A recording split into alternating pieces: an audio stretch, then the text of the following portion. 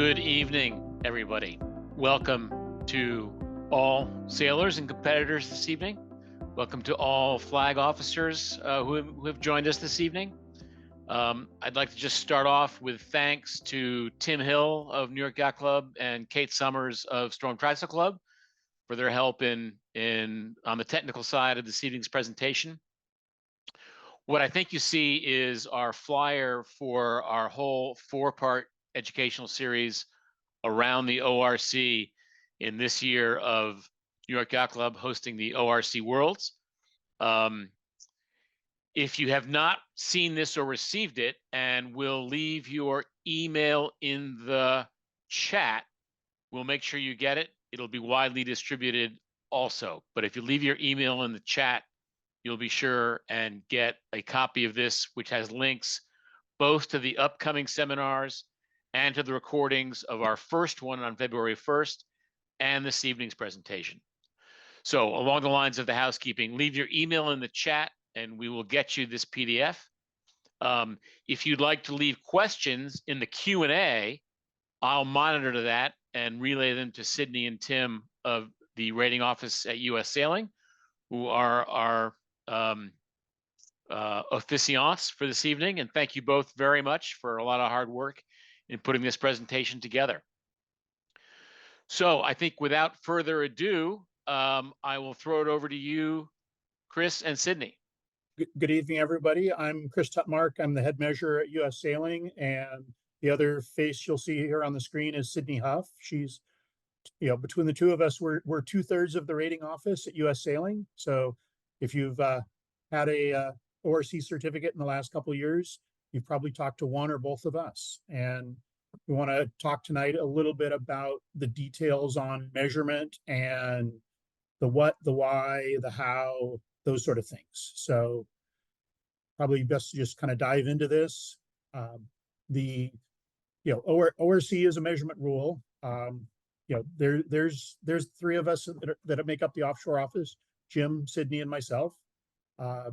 Phone number and email are down there at the bottom. So if you don't know how to get a hold of us, that's the best way. So we're easily found. So we're here to help you guys out with getting your ratings and any questions you might have on that. So go ahead, Sydney. We do a number of things in addition to just ORC. We handle IRC, ORR, PHRF, do some Portsmouth stuff, sail numbers, safety at sea, and then we do some work with some race committees and OAs for custom scoring options for their events as well. So, ORC is the rule we're going to mostly talk about tonight. It's owned by the Offshore Racing Congress. It's a worldwide rule. The International Technical Committee is the technical arm of the rule that that works for improving the rule and taking input from the sailors and various organizations to continue to improve it.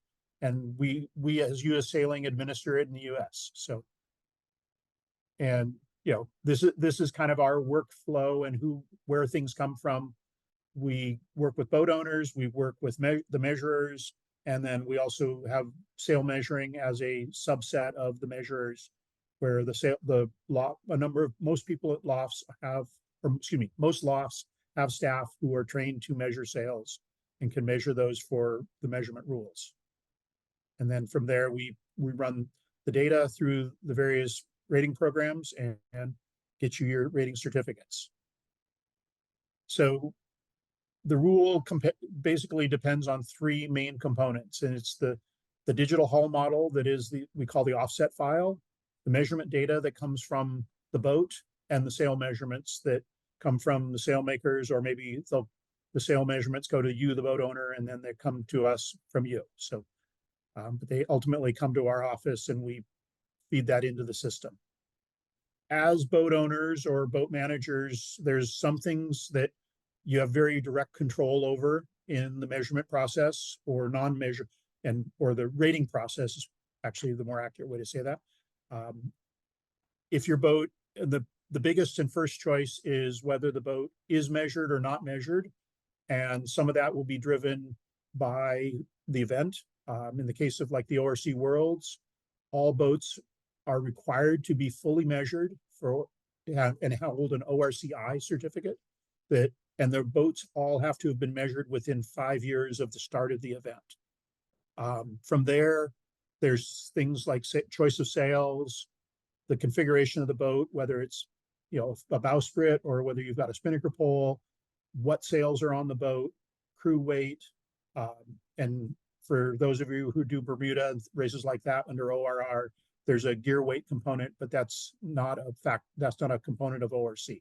So it does not have any sort of does not have a subjective element, such as the 3 items that are on there on the screen.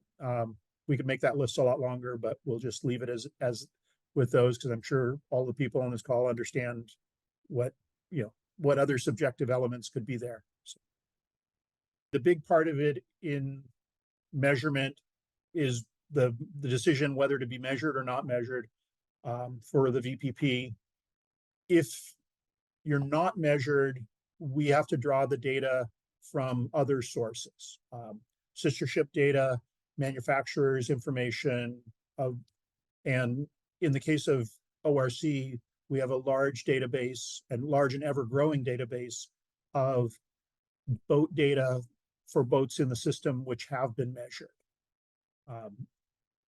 So what we will do is we will look at a given boat, and we've got some examples that are coming up, and we will look at the range of displacement and the range of stability for the boat that you have, and we will look at putting your boat.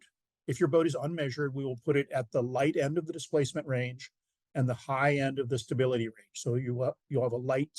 We need to assume your boat is light and stiff. If your boat has been modified, we need to know about how it's been modified. Things like a bowsprit are pretty easy. If there's, say, something like a different rudder, or if you've changed the keel, that takes some additional steps in terms of what you have and how we validate it and determine what you have. In the case of sails for not fully measured or fully measured, all the sails need to be measured, and all the sails that appear on your certificate need to be measured and then the data sent to us. In the case of a fully measured boat, you would have a measurer come out to your boat. Be it, we just last weekend did our measure training session in San Diego. We had 16 people there. Very, very productive weekend. We had people from all over the country, and so we're excited about getting some new measurers and helping with that in terms of having more people available to measure boats. So one of the things that we run into a lot in our office is boats that are one designs, but are not tightly controlled one designs. And what we see with those boats is there's often very meaningful differences between the boats. And I'm going to touch on that a little further in with an example from a fairly well-known J boat. So this just reiterates the matter about the sails. Most sail lofts have someone on staff who can measure your sails. The lofts have the right forms, and they can then send those forms on to us. For the boats which are going to be doing the ORC Worlds, this is a list of the ORC sails that need to be measured and appear on the certificate. So main, mizzen, all fairly straightforward. The 2 that now have the red box around them, so head sail set flying, which would be like a J0, or a flying head sail that, like some of the IRC boats use a flying head sail. It would be a sail flying outside that's not attached to the forestay, is basically a head sail set flying. So also falling into that same category are stay sails, which would be a spinnaker stay sail or a Genoa stay sail. So all of sails of that category need to be measured and appear on the certificate that a boat carries. Similarly, ORC looks at spinnakers between 85%, between 75% and 85% mid-width to foot ratio as a special subset of spinnakers. And all spinnakers in that range also must be measured and on the certificate. Those would be the code 0 spinnakers, some A1s, some A3s, sails like that. So all of those sails need to be on the certificate. For the boats doing the worlds, all of their sails, even their, basically all the sails except their storm sails need to be on the certificate for the worlds. That's a requirement that ORC places has in place for their championships. So there will be, the next slide shows the measurement certificates that are required. They're also required to be on the sails. Chris, really quick, we have a question that I think is a good overall question. Okay. Are stay sails measured like a head sail, and what other info is needed for reporting it on our application or to us? Stay sails are measured as a head sail, and so the short answer is yes, they are measured like a head sail, and it's the same set of widths or use the old term girths that a head sail would need. So quarter, half, 3/4, and 7/8 along with the head width. So just as well, and then luff length and LP. So same measurements that a jib would get. So these are the sail sticker measurement stickers that ORC produces. Most of the sail lofts produce their own, and that they're great. Those are totally acceptable. North, Doyle, Quantum, whoever, all have their own version of this sticker. The requirement is that the sticker be on the sail for the worlds, for all the sails. Crew weight, as I mentioned, is one of the items that can be that a boat owner or boat can influence, and that would be, lighter. In a general sense, the lighter the crew, the faster it will be downwind, and the slower the boat will be upwind, and conversely the other way around. So ORC for 2024 has made a small change in the crew weight. For 2024, the maximum has stayed the same. However, the minimum crew weight, which is a computed value, is now going to be 85% of the maximum, except for boats with that are under about 567. The crew weight for that group of boats, the crew weight will be 85 kilos less than the maximum. So there's always going to be room between the min and the max, so that you could essentially lose one average sized person and not be out of compliance. So that's a change from years past, and it's just helps everybody, help keep it fair and equitable for everyone. So Chris, Yes, Ed. could you just go back one slide and just clarify a little bit for us the choice to be made with crew weight? So Default. Default is based on a boat length, on the length of the boat. Declared is you tell us a number. And in the case of boats that are going to compete at the Worlds, every day during the Worlds, there will be essentially every day there are boat inspections of the top 3 boats in each division. And one of those boats will have their sails measured, one will have freeboards measured, and the third boat will have crew weight checked. And that will be done after each day of racing. Actually, I believe it, let me back that up. I believe at the Worlds in Kiel last year, they did it on a per race basis. So on a 2-race day, there were, boats being measured in multiple ways. So, but it's for most boats, we recommend that you get an idea how much your crew weighs, and you give us that number versus taking the default. in the case of boats like J111s and other boats, that are one designs, the ORC default weight 95% of the time will not be the same as your class crew weight. So we will, if you're going to sail at whatever weight you're going to sail at, let us know so we can get it correct on your certificate. Because the ORC number and the one design class number will not, in most cases, be the same. So if we have someone who comes to us and needs to get a rating and or measured, we need to determine what they have in terms of what the boat is. And these are screenshots of the offset file, the digital hull files that ORC uses to determine the boat. All four of these are J99s. The top two, the one in the top left is a J99 with the normal J-boats L keel and a single rudder.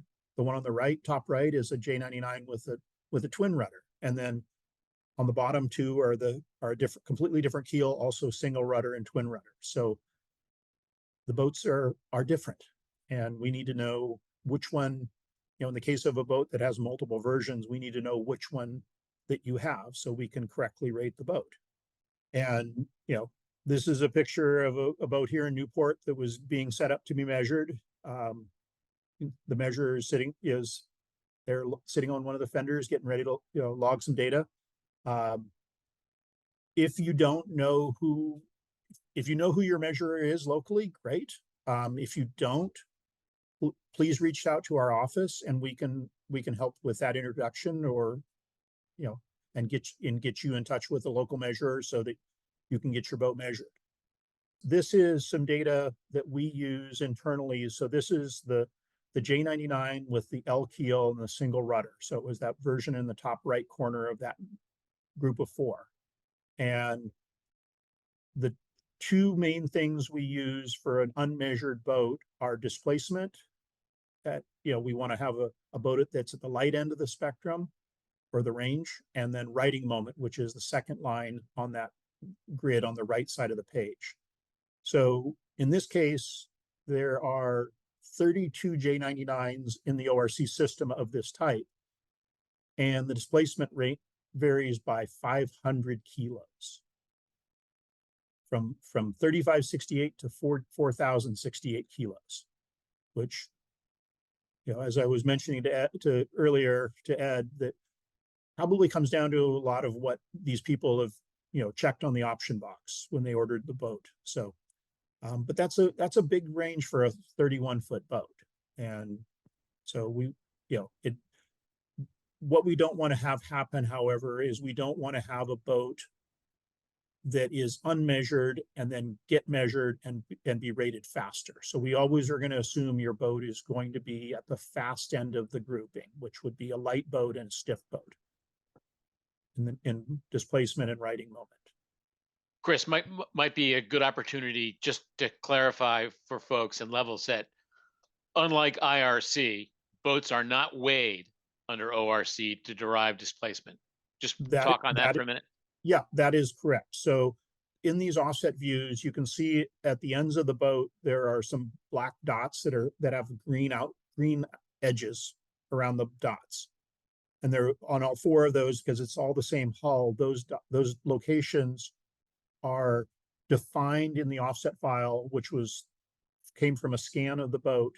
And so from those points, the measurer measures down to the surface of the water, and by taking those measurements along with the density of the water or the liquid the boat is floating in, how much boat is immersed and how much boat is immersed is known, and then from there displacement is known. And having been involved with a number of tests with big but fairly large boats, the resolution for determining displacement this way is usually better than the resolution of a scale, or equal to or better than a scale. Was involved with a boat last summer where it was freeboards were done, and a couple months later it was weighed, and I believe that the difference and it was a 70+ foot boat, and the difference was under 100 kilos. for a 70-foot boat that weighed in the neighborhood of, I think it was 18,000 kilos, something like that. So it was, it's a very good system, but it does depend on some important conditions. So one of the very, very important conditions is that you need calm and dry weather. This is a picture of a boat being measured.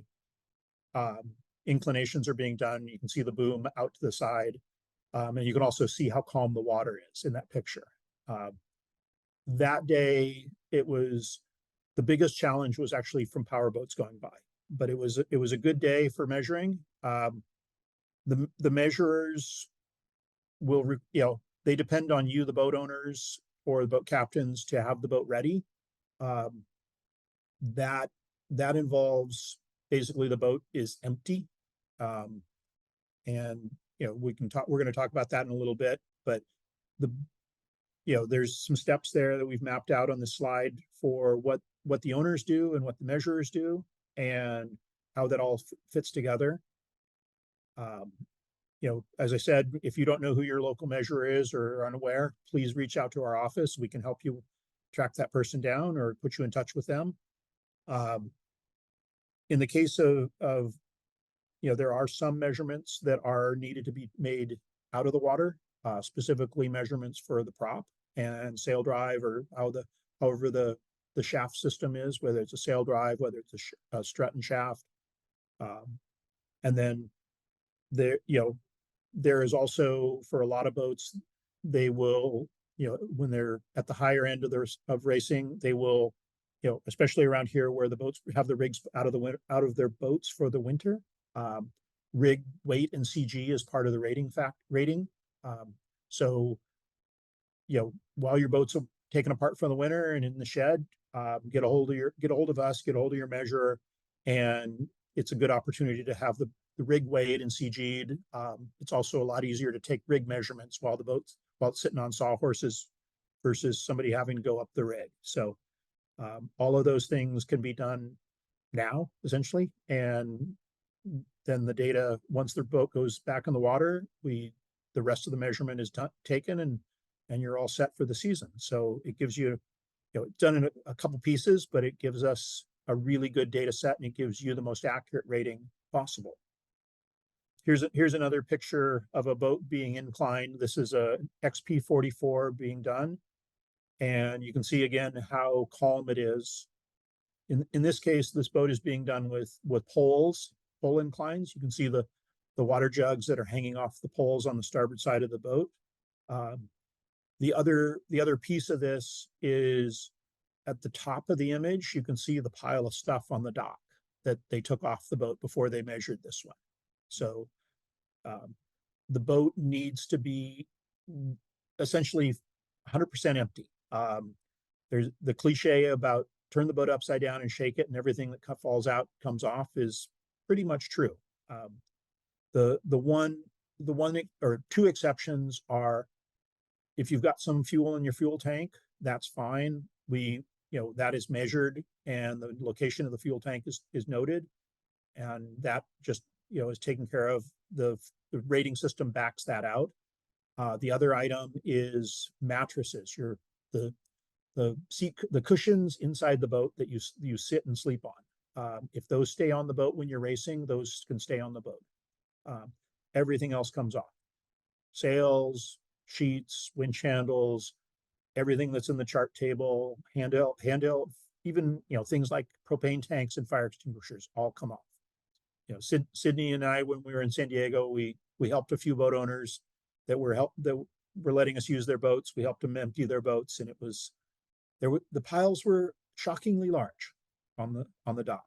So it's a really good opportunity if you need an excuse to empty your boat and make sure you know what's on board. You can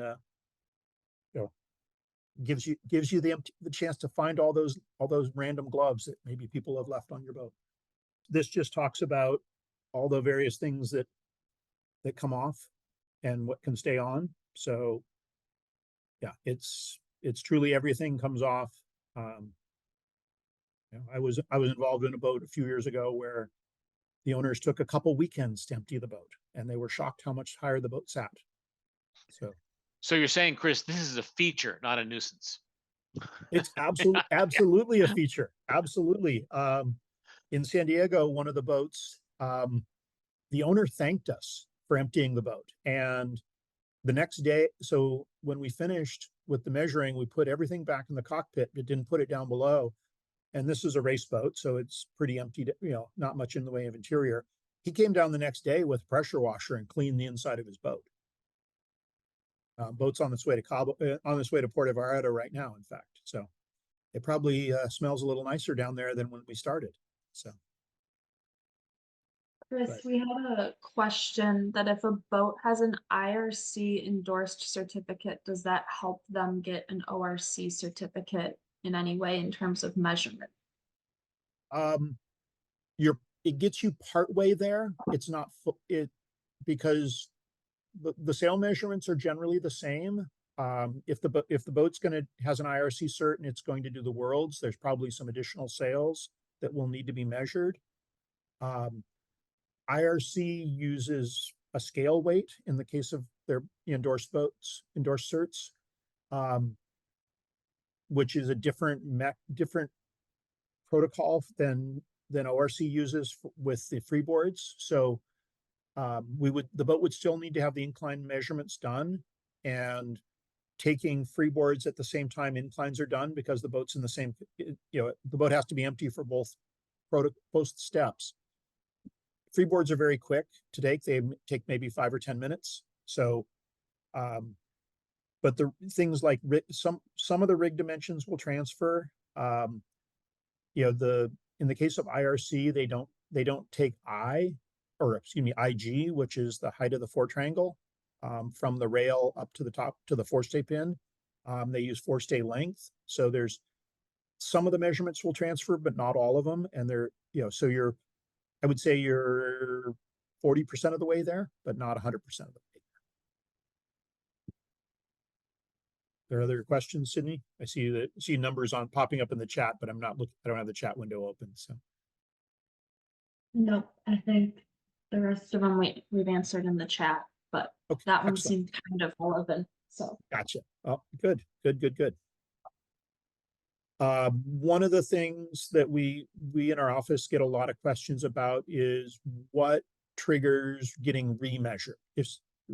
So if your boat has been measured and something changes, it may or may not trigger the boat needing to be remeasured.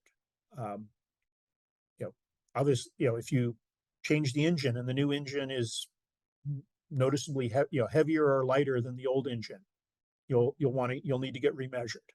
Obviously, if you change the keel, that would be something to remeasure on. A number of boats, I know of this winter, they're reshaping their keel bulbs. Some of them are changing in a meaningful way. So those things like that would be a remeasure. One that's becoming more and more common is changing your batteries from lead acid to lithiums. Those will, have a meaningful change in weight in the boat. So similarly, if you've got a boat has a windlass up in the bow and you decide you're going to pull that out for this coming racing season, that could be, easily, 25 to 40 kilos up in the bow, along with, and if you, decide to start pulling wiring out and all the other stuff that service the windlass, that's some meaningful weight changes. Similarly, if you add or remove powered winches, the motors, the wiring, the plumbing, all of those things will change it. In the case of ORCI boats, if even something maybe as straightforward or mundane as getting rid of the spinnaker pole and adding a bowsprit, the boat because the boats are all required to be fully measured, that change would need to be verified and noted by a measurer of how that changed, what was changed. If you have a boat that has a furler, Parkin, Facnor, whatever brand, and you decide you're going to take that off for this year and put on just a a plastic foil system. The weight, the weight is somewhat, will be noticeable, but there's also the matter that it's weight aloft, so that the righting moment will actually change. Similarly, if you've got a boat and you have wire or rod rigging and you go to synthetic rigging, that would absolutely change the righting moment of the boat and would trigger, getting remeasured. So, short answer, and then, changing your mast from an aluminum mast to a carbon mast, same thing. If you have a question about anything like that, please reach out to Sydney or myself or Jim, and we are here to help you, and answer those questions. So we're always available, and we can help you make that decision, or help you with what are the next steps if you've made a change to your boat, and whether that elicits or warrants a remeasure. If you haven't been measured in the last 5 years, and we generally recommend that you consider getting remeasured, especially in a lot of boats, just kind of get heavier as they age. So especially if it's a boat that lives in the water, more bottom paint, just things change over the time. As I mentioned earlier, for ORC championships, the boats must be measured within 5 years of the start of the event.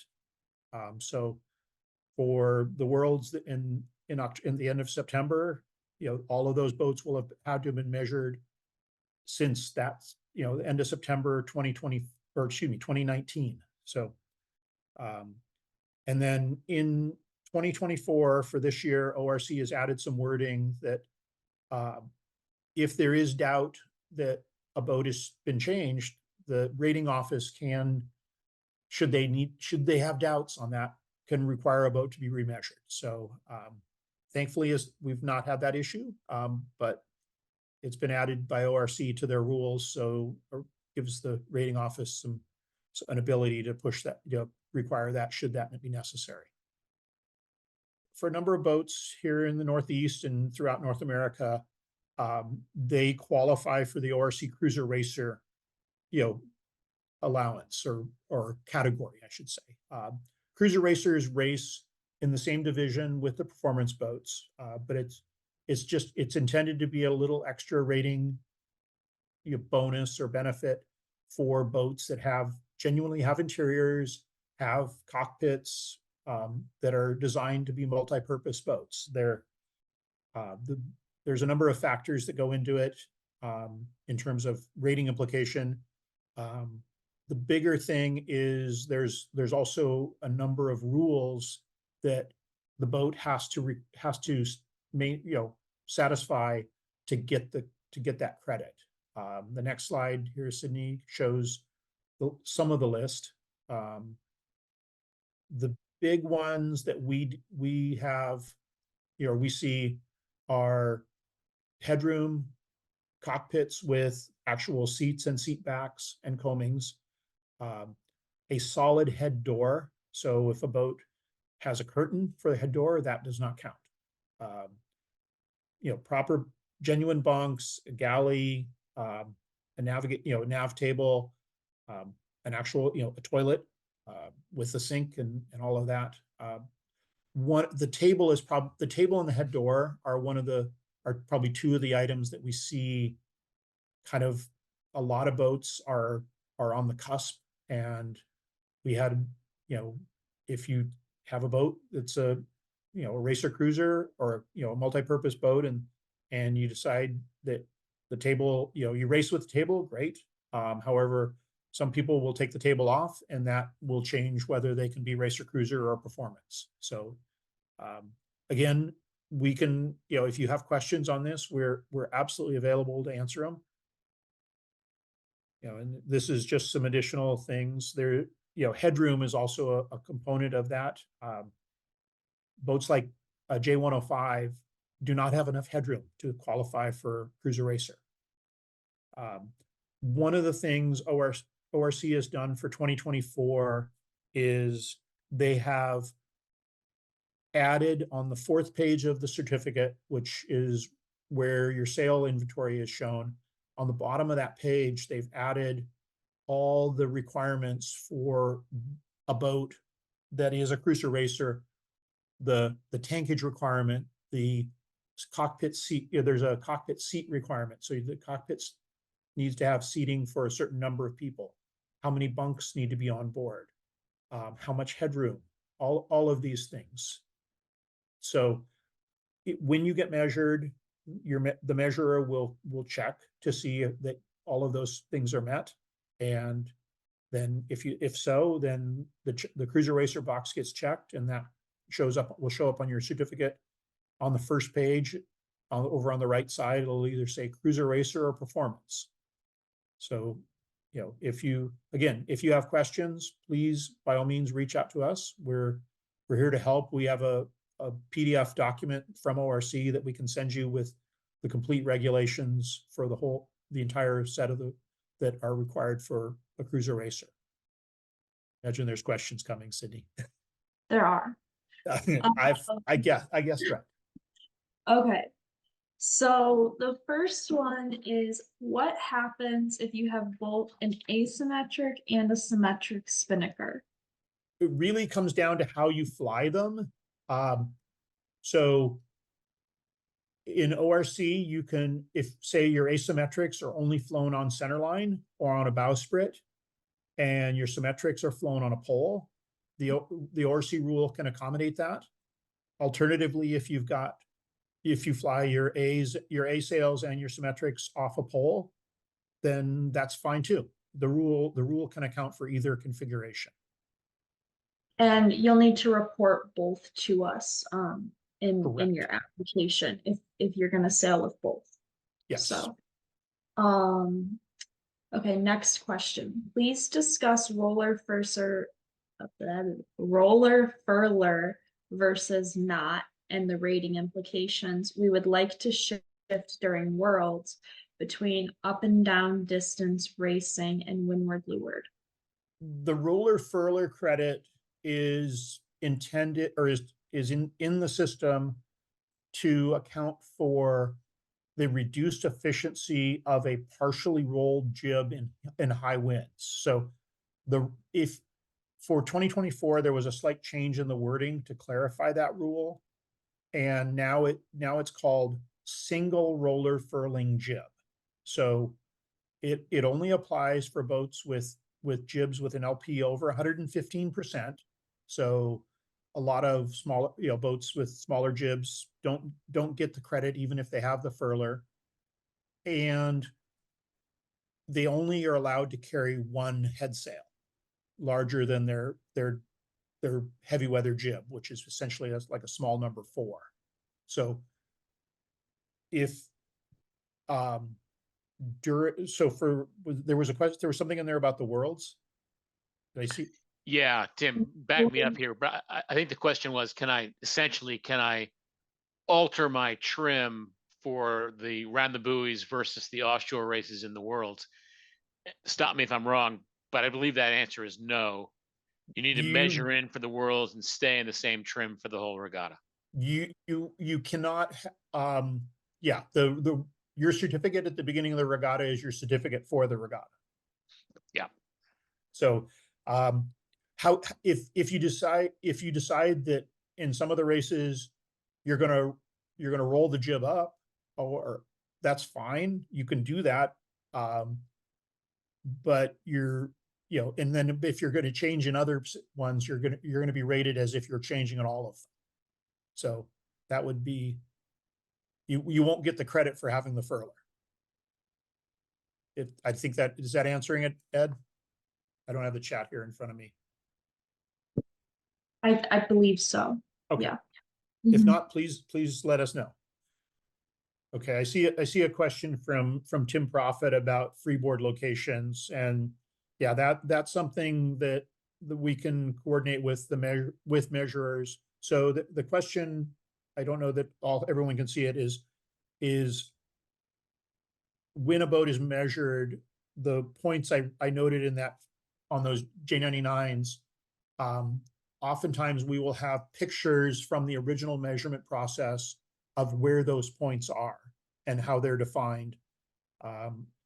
There's, a number of boats where, each ORC has a archive of pictures and documentation to support all those points. So, as a measure, the measurers have a open dialogue with our office to make sure that how those points are defined and where they're located is determined correctly, and the measurements are taken from the correct spot on the boat. There's a question of, do boats in Europe use a different VPP? The ORC VPP is the same worldwide. So the rating for a boat racing in Italy and the rating, for a J111 racing in Italy and a J111 racing here would be exactly the same. With respect to furler, it is just shifting modes, not looking to get furler credit. I'm not quite sure what the question is. So it sounds like in some races, they want to be able to just raise and lower jibs. In some races, they want to roll up. And entirely your prerogative. You can do that. So yeah, that would just be treated as a normal head foil. And if you decide you're gonna roll up the jib, you can absolutely do that. If you get caught out with the wrong jib up and the wind changes, it might be a little bit of a struggle to change the jib, but that's a calculated risk a sailors take. Eric, I think to answer your question, if I'm reading your Q&A correctly, if you're going to swap out your head sails, even if they're on a furler, like if you use multiple, we would rate you with no furler credit. And that would allow you to, choose to furl in your sails or swap them out. It doesn't matter. But as long as that box is no, you are free to swap them out or furl. You're locked into one as soon as that little box is checked on the certificate. So I saw something about cost to measure. Yeah, what is the average cost to measure a boat? So that is set by each measurer has their own fee structure, and it will depend on some measurers do it on a boat length basis. Other measurers will do it on a time basis. It usually varies from measure to measure, as they're free to set their pricing. Whether if there's travel involved, that will also play a part in it. It's usually kind of roughly in the $15 to $20 a foot range is kind of where it averages. But it's not a hard, I wouldn't put that as a hard and fast number. And then I see some from Steve B here about running a test cert. So Steve, if you have a test cert from a cert from 2023 and you run it right now, it will be in the 2024 VPP. The 2024 VPP is live in the ORC system now. And so any test certs that would be run now will be in 2024. And with Sailor Services, if you wanted to, test any changes, we would recommend running, like just taking your 2023 boat that appears in the Sailor Services system and just run it through once as is, and then go in and make changes and run additional test certificates if you wanted to test, a new crew weight or a new sail or something like that. But that'll show you where the 24 VPP is sitting today. Might be, guys, worth a mention of how to get to Sailor Services. It's a great resource on the ORC website. Sydney, do you want to just show them on Sailor Services real quick on your browser? So when you're on the ORC website, the easiest way to get there is to kind of scroll down to this middle bar and click the Sailor Services login. It's free to make an account. I'm gonna sign in with my Google just so that that's my account. Once you're in, on this side toolbar, this is where you can search for certificates. So if you go to search for certificates, you can search by country. That kind of gets you down to a smaller pool of boats. Select the United States. And then you can search by name of boat, sail number, and class. So I'll just search for my boat. But if you put a percentage sign at the end or at the beginning, that acts as a wild card. It describes it over here, but essentially it says pull up anything that has Ohana on the front end with things on the back end. And you can click search, and it'll bring up every boat that had the name Ohana in the United States right here. So then if this is my boat right here, you can get a copy of the certificate by clicking this button. It opens the certificate or that year certificate in a new tab. You can also purchase a speed guide for that run of the certificate here for some credits. We also will run you a speed guide for $35 in the current VPP. So that's a little cheaper than running it here. And then to run a test certificate, you click this little plus button, and that adds it to your boats. So I have a lot in here just because I've been running a lot of test certificates, but you can then open your boat. Sorry, Ed, this might be more in depth than you wanted me to go. No, I think it's super helpful. This is great, Sydney. Okay, so then this is my boat. So what I would do is, because this was a 2023 run of the certificate, I would click this button and run a test certificate of the boat. And that'll generate, I'll actually just run one. It'll generate, it does some thinking, but then it generates a test certificate using the data from this boat. Or from that run. So it takes it a minute because there's a lot of data.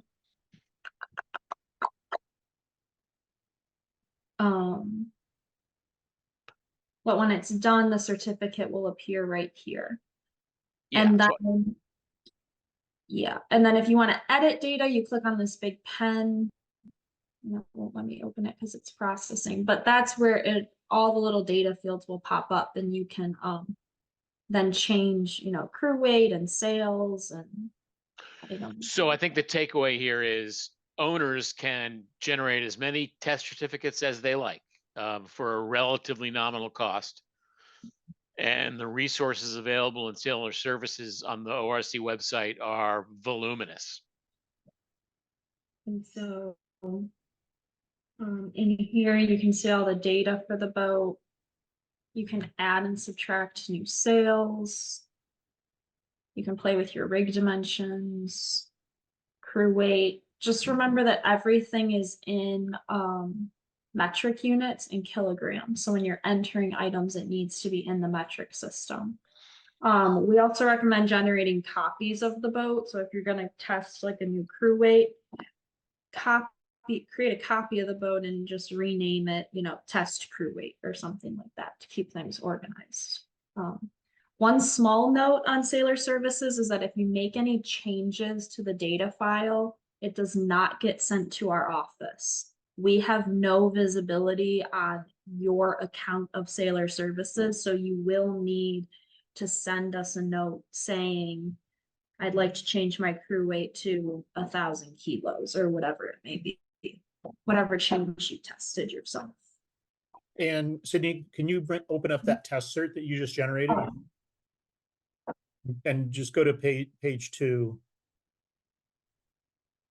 So one of the things in Sailor Services is the custom country scoring options that we have in the US and Canada do not automatically show. So when you generate a test certificate in Sailor Services, you need to to click on the appropriate country code down at the bottom where Sydney has the cursor, and then you get all of the country scoring options that we use. So you can see, you know, all of the various five band models, the geographic ones for Chicago and Bayview and Harvest Moon. So they're all of those show up once you click on USA. And we'll get into that in much more detail in the sessions yes. coming up. Oh yes, this will be discussed in a few weeks. Yeah. The $64,000 question here, Sydney and Chris, what is the turnaround time to get a cert? Well, I had somebody who is racing Saturday call me this morning. Yeah. And it was a renewal. It was a renewal, no changes. So it was, you know, our priority is always to make sure boats can go racing, and we will make every attempt possible to have to do that. So we never want to tell somebody they can't go racing. So, but that said, if you know your event's coming up in April, you can apply right now, and we will get you into our system, and we will get the boats out as quickly as we can. So we've got a new application system that Sydney talked a lot about in the first seminar in the beginning of February. Right now it is working so well, and I think we're going to be able to turn certs around a lot more quickly than in years past. So yeah. It will, I think in the last 2 days we've processed 30 or 40 certs. Yeah. And we're also we're bringing on some additional staff for busy season, for peak certificate processing season. So that will also help us in terms of processing certificates more quickly this season. So amplifying those gracious answers, it is a Bermuda race year, raced under a different rule, but also requiring certificates. So it will be a very busy spring for the rating office. And yes, we would encourage you to get your applications in as early as you can. Even if you're waiting for sale, if your sailmaker won't have your sale data for another month, send us your application and say sale, let us know the sales are still going to come, and we can at least get the what we have in our processing queue. So we also, it gives us visibility of that you're going to be sending us more stuff, so we know it's coming. And versus, something showing up in May 1 and you're racing on May 15th, and that, makes it a little more challenging. Interesting question from Justin here. I'm changing my rudder shape. Can that be adjusted by measuring, or does it need to be digitally scanned? So if you have design files for the rudder, a number of boats have done this where they had new rudders built, and the designer of the rudder sent us a digital file of the new shape of the rudder, shape and area, and that is then in the offset file, the old rudder is removed digitally, and the new rudder is attached to the boat, and then that would become an offset for that specific boat with that custom rudder. A lot of boats have that, so entirely doable. And it may or may not require remeasurement. That's kind of a different thing, but the offset file typically can be modified digitally. The canoe body is the shape of the hull is the primary thing that the scan is focusing on, and the appendages can be digitally manipulated if needed. A number of the Club Swan 42s have done exactly that. And then I see Steve B about APH. So APH, or in the past, there was both APH and GPH on the certificates. And for 2024, it is only APH, which is APH is the same number as single number all purpose, which on the test cert that Sydney has on our screen, if the scrolls up, and it's up in the top right corner there, So all-purpose single number time on distance is APH. I think just kind of piecing together some of Steve's things, he was also asking in relation to the sailor services. And like we discussed earlier, when you click this USA button, you do get the full array of scoring models when you run a test cert. So you can compare more than just APH if you wanted to. And we do recommend that if you're going to run test certs, we do recommend looking at some of these upwind, downwind, looking at more of the models than just the all-purpose. So. And the box above the custom models has, you know, the time factors for, you know, upwind, downwind, reaching. So those are a good comparison tool if you're comparing from one test to another test, because those will give you direct numbers of, and they're not a high, you know, they're not a part of a bigger model. They're actual just straight up numbers. The other thing that we should mention just really quickly, if you're going to go down the rabbit hole of comparing like your boat to another boat that is in your class. So if you're going to take two J120s and compare them, make sure that you're looking at page 3 and page 4. So the page that details the measurements of the boat and the sails, and look there first, because that'll kind of show you how the boats are configured. A lot of times we get people asking, well, why are they faster than me in this condition or not in this condition? And we say, well, their sail is, you know, X number of meters bigger than yours or whatever. So take a look at these pages, you know, at when you're comparing as well. So. And crew weight is also a large influence there for many boats. So, but this is a very powerful, great tool. And you don't need to wait on our office at all to use it, as long as your boat is in the system. So Ed, I think Steve also has a question for, it looks like more of a scoring question. So you can consider that question number 1 for the next session. Yeah, I saw that from Steve, and I would very much look forward to speaking with Steve on March 13th in our Intro to Scoring seminar at 7:30 Eastern on March 13th. But the quick answer is yes, Steve. Race committees and OAs are free to choose from a variety of scoring win matrices that Sydney was just pointing out within the Sailor Services module there. But and I think that speaks to sort of a philosophical point about ORC. This has been a great session. On the one hand, frankly, there's a lot of complexity. On the other hand, that complexity, I think, leads to, and I think as ORC becomes more popular here in the States, leads to a feeling that it does produce fair racing. So it is and can be as complex as you want it to be. I think it does produce fair racing as an original skeptic of the rule, frankly. And thirdly, it doesn't have to be all that complex. We didn't talk much about the club certificate this evening because it is about measurement. But the process for getting a club certificate to be introduced to the rule is pretty straightforward, right? Very straightforward. Yeah.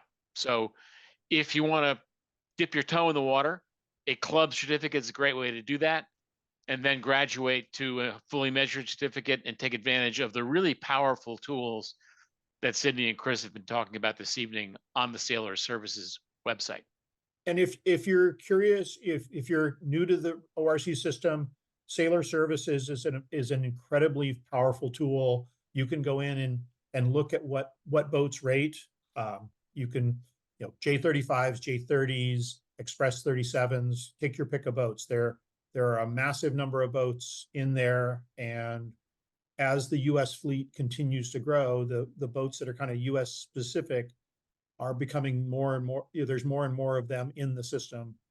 For the past 2 years, the US has been the fastest growing ORC country in the world.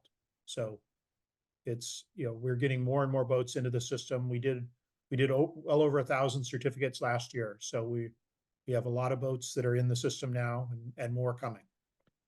So Randy, I see your question about the scoring options. Ed, do you want to talk to that one real quick, or give them a teaser for in 2 weeks? Sure. I think I'm going to try and push these questions to our session in 2 weeks. But one point to make about Randy's question, and that is, with any VPP rule, the fidelity of the rating will only be as accurate as the wind matrix, which describes for the rule the conditions that the boat sails through. And that fidelity, with very few exceptions, isn't going to be perfect, but it is better than a single number rule. So I think it's important for all sailors, and particularly owners, to understand, okay, if you want to move from a single number rule to a multi-number VPP based rule like ORC and ORR for that matter, it's not going to be perfect, but the ability to describe the conditions that the boat is sailing through are getting better and better, as evidenced by this proliferation of scoring systems on the certificate on the screen right now. And with respect to PCS, which we'll tackle in the last of the seminar series in April. So I think my advice is we mustn't let the perfect be the enemy of the good. And as we build understanding with both competitors and race managers, I think we'll find that this system gets better and better. And maybe just to expand a little bit on what Ed mentioned, the 5-band system, which has been expanded substantially for 2024, it originally started off with some clubs here in the Northeast and has now grown into basically a national system. There's the races this weekend in Seattle are going to use it. The guys in San Francisco are using it.